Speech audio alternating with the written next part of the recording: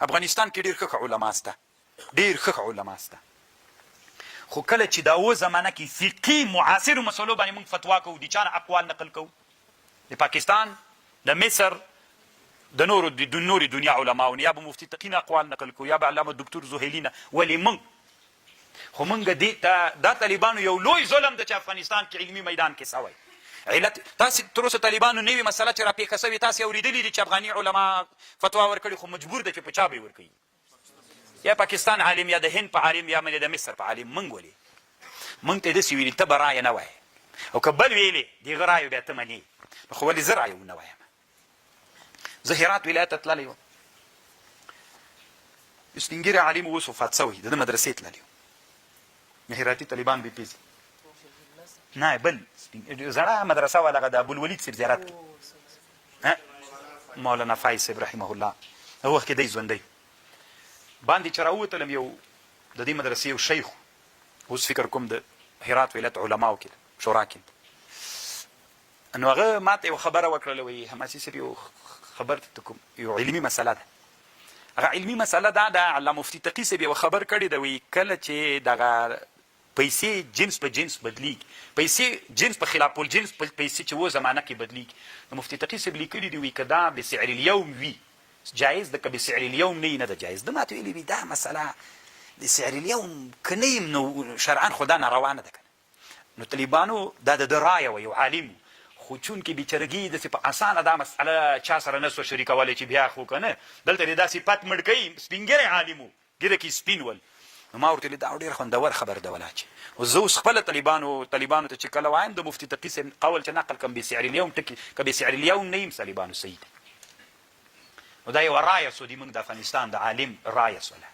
دلته دا یعنې داسې په زړه و نازړه یې راته ویلي. یو بل عالم یې راته وښود، وایي هغه ته مې ویلي دي، هغه وی ډېر ورټلمه، خو هغه عالم نوم ذکر کوم نه طالبانو، نه یې ده ذکر کوم، وایي هغه عالم ته مې ویلي وي ډېرې داسې ورټلم، وي تا ته یې ویل دا ډېره ښه رایه ده. خو رښتیا هم طالبانو ولې زه چې رایه وایم ته ما رټې، د ما رایې ته احترام وکړه، ښه رایه دی ده، اوس په دغه عمل دی تا رایه داسې یاده، نو رټې مې ولې.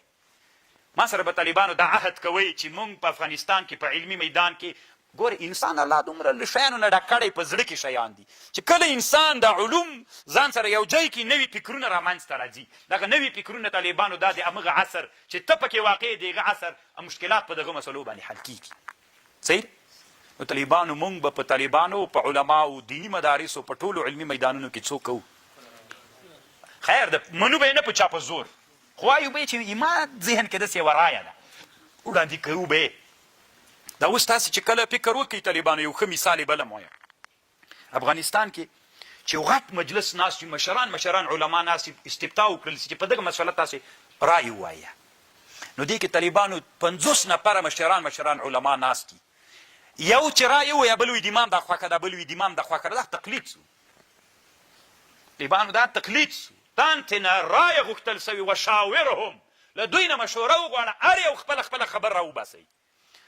تاسې دا تجربه کوي طالبانو وایې کوي په افغانستان کې د 50 علماو کې 2 علما رایې وي، نور ټول مقلدین سي.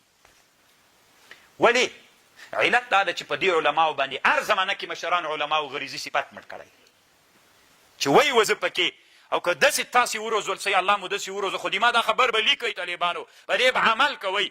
کله چې تاسې بیا د نوي قشر نوي عصر علما وګرځېدلی، لوی علما د خپل وخت سوی، تاسې 50 نفره که بیا راجمع سوی مجلس ته، خو چې دا غریزي صفات مو ژوندی سوی او تاسې نه د استشار غوښتنه وسي، د مشورې، تاسې 50 واړه به هر یو بېله رایه وایه. نو د 50 رایې کې طالبانو بعضې داسې ښې رایې وي که نه، داسې ښې رایې چې د اسلامي امت لوی مشکل پې حل کېږي، او په دې 2 رایو باندې کله څوک نه کېږي، او چې دا 50 واړه ټول رایې ووایي، چې چاته نه وه معلومه په هغه رایو کې د هر یوه بله رایه واوري. اوس زما خپله یوه رایه ده، دې مجلس کې دم رایې ویلې، دم ویلې، زه چې حق پرسته سړی یم، زه پوه شم چې پوهې د ما له رایه نه خو یې ده ډېره د اسلامي امت دپاره په خیر ده که نه، یې ده څومره خوندوره رایه ده، دا بل بیا طالبانو اجماع په هغه باندې راتلی شي، مشکل دپاره حل راتلی شي. نور مو خوښه طالبانو وعده مو ده چې دا حزب ځان کې ژوندی کوو، و طالبانو انشاءالله هغه د ابن الهمام مسله حل کړله که نه، حزب را ژوندی مونږ ته وایي چې خالص نقل به کوې، بس په العصر کې نقل هم کوم، هماغه د قواعدو د احنافو کې د هغې د قواعدو نه زه هم د اجتهادو